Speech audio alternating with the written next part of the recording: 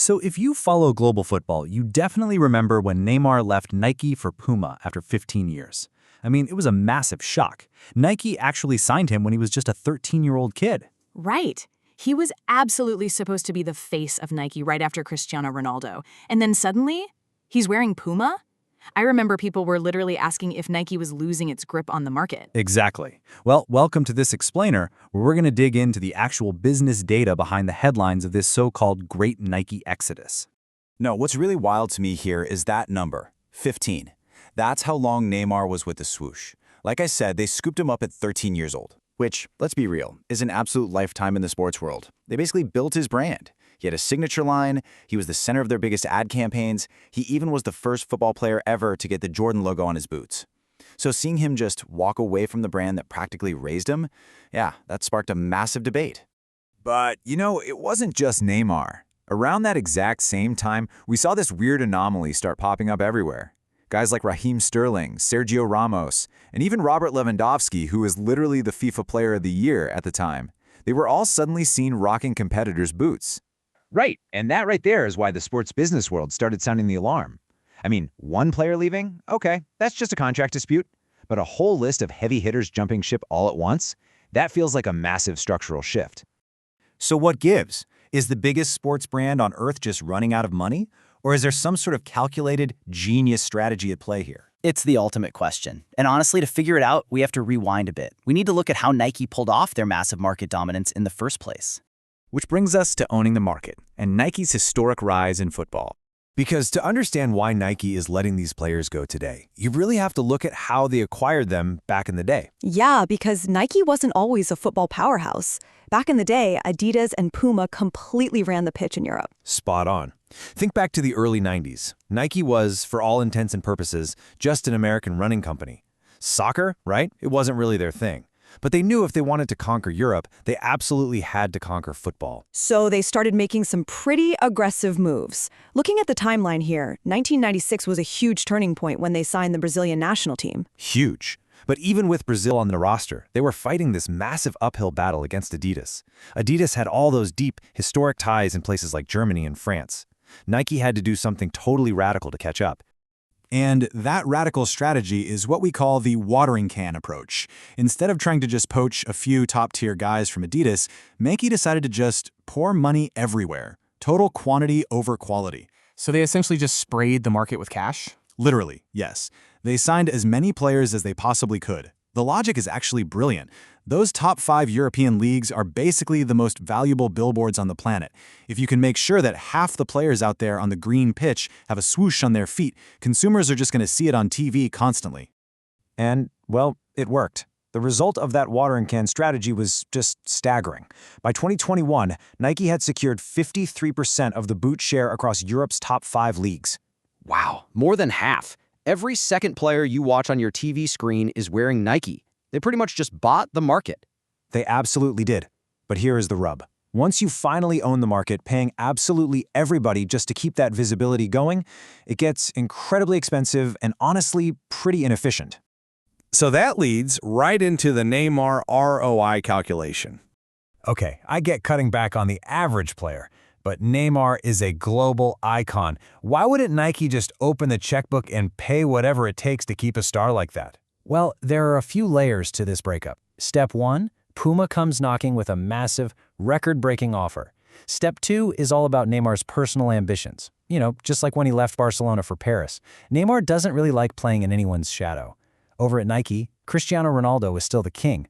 But at Puma, Neymar gets to be the undisputed main man. Makes total sense for Neymar, but step 3 is where it gets super interesting from the brand side. Nike didn't just panic and throw their hands up.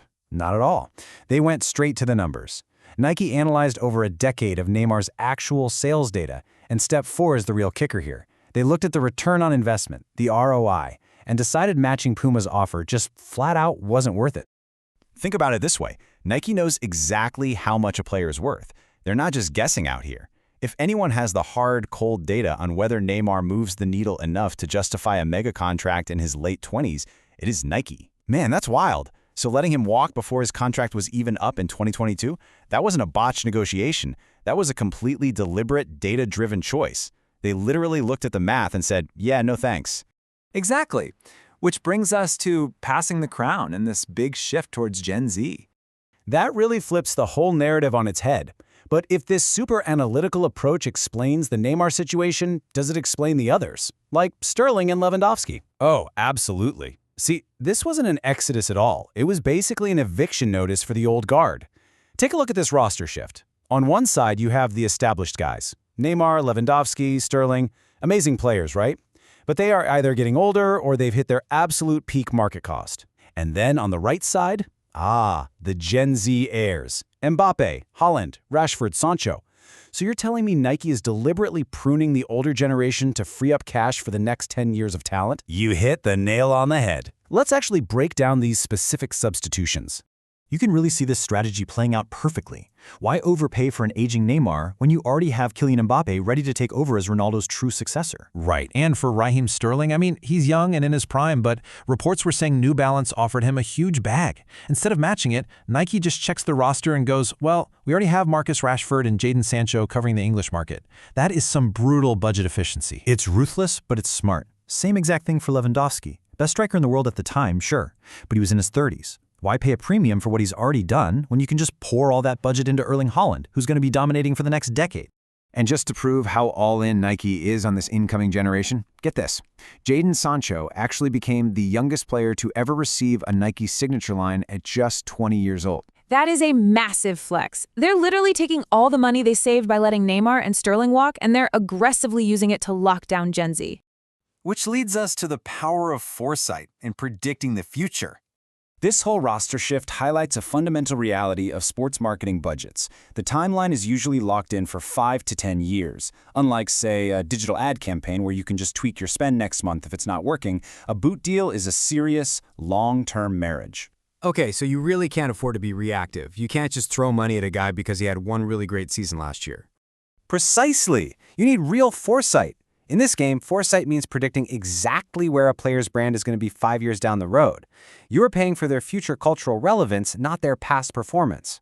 Which is interesting because I know a lot of people were blaming the COVID-19 pandemic at the time, saying brands were just slashing budgets out of nowhere. And look, the pandemic definitely hit the sportswear industry hard, no doubt about it. But if you really look at the data, the pandemic was just an accelerator. Nike already had this long-term strategy in place. They already knew a generational shift was coming. The pandemic just forced them to execute it a lot faster and a lot more ruthlessly. So bringing it all together, the big takeaway here is that true market power is knowing exactly when to walk away from a bad deal. Letting those massive superstars go wasn't a sign of weakness, and it definitely wasn't Nike losing its grip. It was the ultimate display of brand discipline. Exactly. When you already own 53% of the market, you don't need to use that watering can anymore. You can put it away and grab a sniper rifle. You lock in Mbappe, you lock in Haaland, and you just let Puma pay top dollar for the twilight years of the old guard. Which leaves us with this final thought. And it's something that applies way beyond just football sponsorships. Whether you're running a massive Fortune 500 company or just managing your own career. In business, what are you willing to let go of to fund your future? Man, that's a tough one, right? Because letting go of a sure thing, even an aging sure thing, takes some serious guts. It sure does. Well, thanks for joining us for this explainer. As we've seen, the data is pretty clear. Sometimes, losing the biggest star on the pitch is exactly how you win the game. See you guys next time.